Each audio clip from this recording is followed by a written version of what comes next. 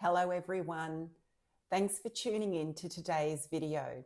I want to do a zero regrets list for my affordable Middle Eastern fragrances.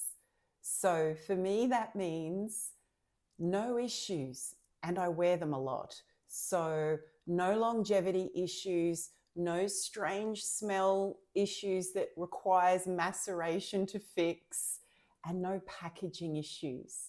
So yeah, I thought it might be useful to have a look at which ones are just good from the outset and I don't have any issues with. Because I kind of think, even though all of these are very affordable, like the Middle Eastern fragrances are very affordable, when they come with issues, I'm starting to question if they are value for money or not. So if you'd like to see the ones that I think, no problem, all good, do keep watching. I thought I'd start with my scent of the day, which is actually not on this list, but might prove interesting to talk about. My scent of the day is Mayar Natural Intense by Lataffa. Now, the reason I thought I'd mention this is because it wouldn't make this list, even though I actually really love the scent.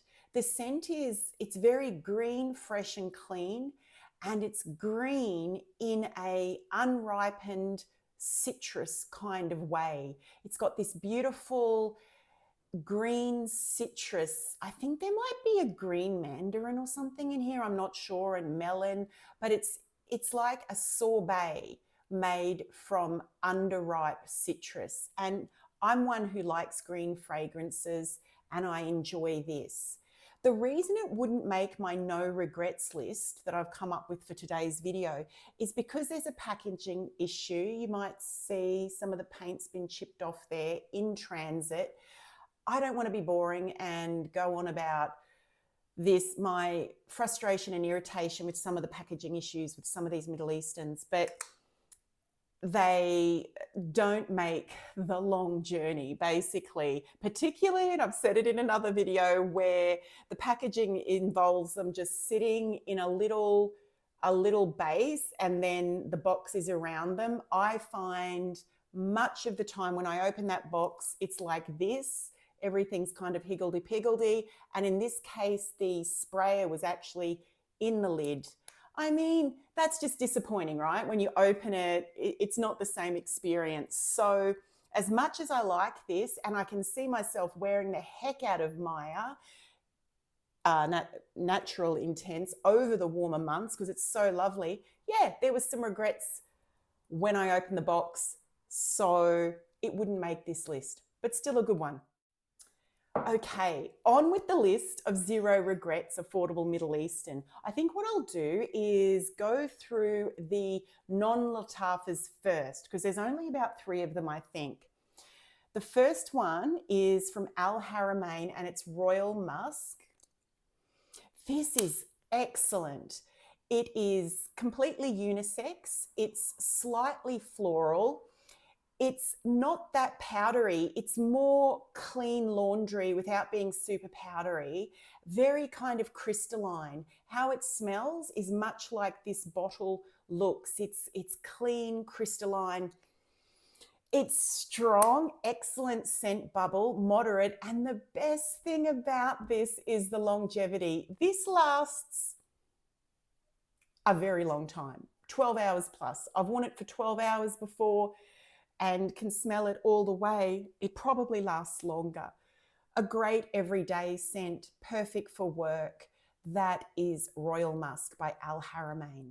Another one is from Fragrance World. Look how much I've used of this. This is Mocka Wood by Fragrance World. This is really delicious and addictive. It's very much along the lines of Intense Cafe and Roses Vanille. I have Roses Vanille, and I'm familiar with Intense Cafe. This is to me like a thinner version of Roses Vanille, and it's boozier. There's something boozy in here. Boozy, ever so slightly chocolatey, and very woody. It's wonderful, and I love the packaging. I sprayed this a lot over the cooler months here in Australia, and I kind of liked that it didn't last forever. I know that sounds weird and contradictory to everything I've been saying, but because of the kind of fragrance it is, it works that you're not stuck with it for 12 hours or something like that. Very yummy and addictive. That is Mocka Wood by Fragrance World. The other one that made this list for me that's not Lataffa is from Paris Corner, and it's Eternal Musk. From the outset, I absolutely loved this scent. It is a floral feminine musk. It is much more feminine than Royal Musk by Al Haramain, and it's lovely. It's, in my mind, it's very similar in some ways. They don't smell the same, but it's in the same vein as Musk 12 by Qaed. This lasts a lot longer on the skin. In both cases, they're skin scents. They're not meant to be big projectors, and that's certainly the case with Eternal Musk as well. But I can spray this on before bed, and I can actually still smell it in the morning, but it's faint. It's a skin scent. Very comforting, very feminine, delicate. What's the expression? This definitely is demure and mindful, if that's your thing. Not my thing, but there are times, right? Yeah, very pretty. I will go through this bottle, no problem at all.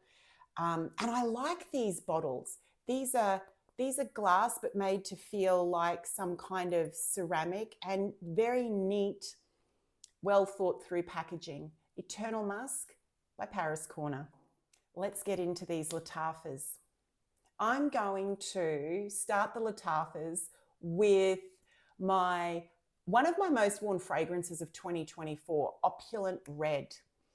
This is white florals. I mostly get tuberose, but it's a happy contemporary tuberose to me. There's jasmine in here as well. And there's a booziness to it. There's some cognac in here, which makes this floral fragrance to me really smooth, sexy, and fun.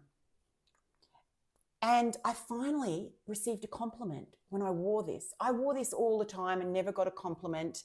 And I think in the last little while, my partner has noticed when I've worn this and he liked it. So that makes me feel good because I adore it. Absolutely zero regrets from the very first sniff. And I don't know if there's been batch issues with Opulent Red when it first came out, a couple of years ago. But the one I got, and I've had this for more than 12 months, no issues, no chemical smells, and absolutely it's gotten better with time. And I'm thinking I might need to get a backup of it, which really says something because I don't get a lot of backups at all. But I'm thinking I'm around here. She's getting low, so I might need to get myself another one of Opulent Red. Another one that I loved from first sniff, this I bought this year, is Amia by Lataffa.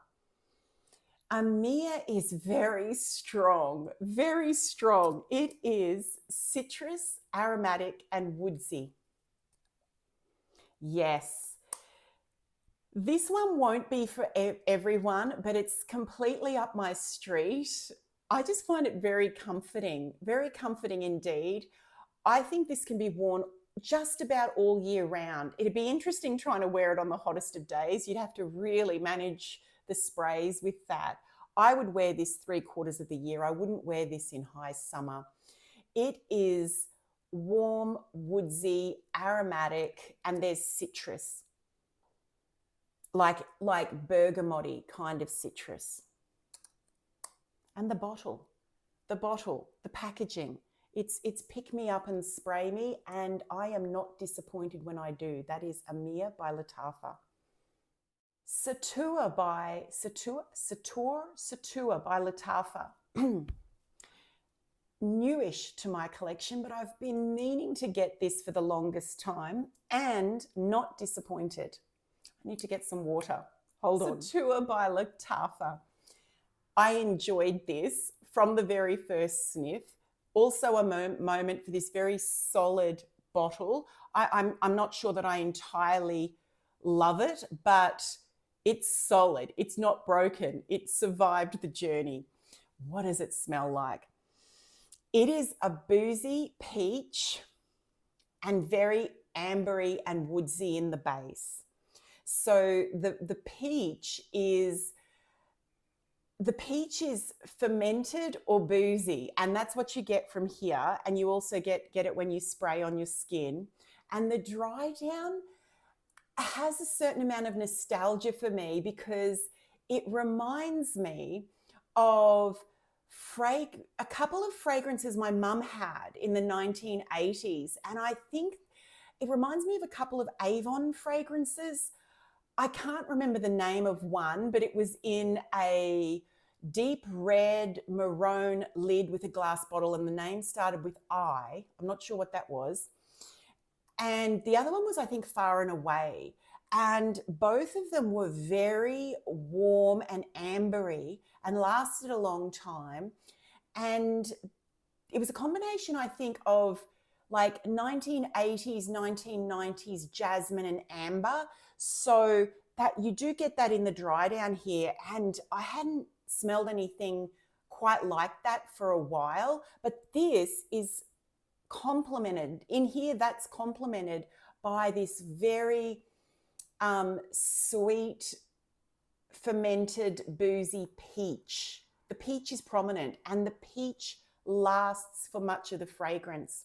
Also, what I'd say about Satura is it lasts forever on the skin. Oh my goodness. I don't even know what the limit is here, but this lasts at least 12 hours on the skin.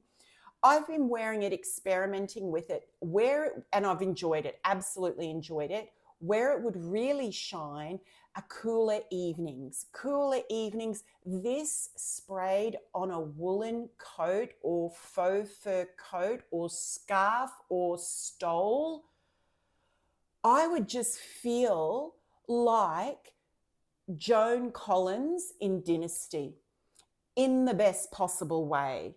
I love this. This makes me happy. That's Sutoor by Lataffa.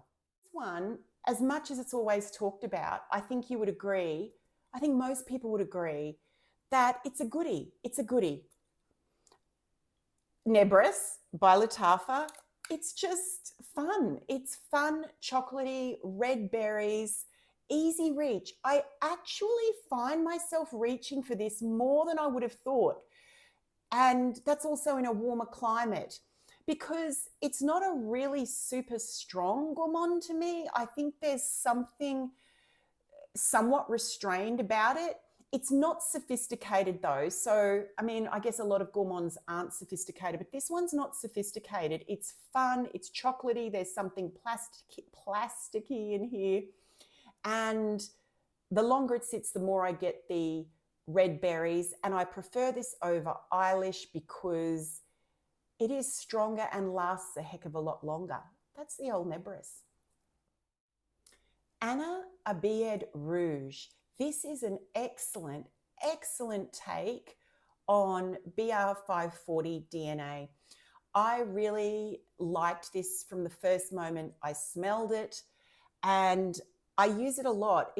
I got this in 2024 and I combine this with a lot of things. Sometimes I wear it on its own, but any other fruity fragrances, and I live in a warm climate, so I wear a lot of fruity fragrances, fresh fruity, shampooy fruity, fruity floral, any of those. This will aid in the projection and longevity of those fragrances.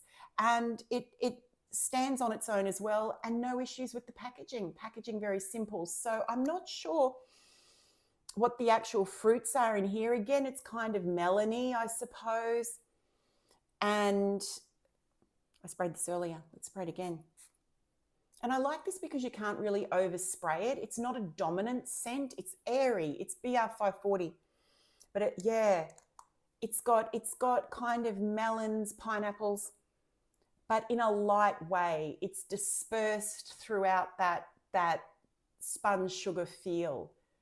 Abiyedh Rouge, super affordable because it's been out for a while.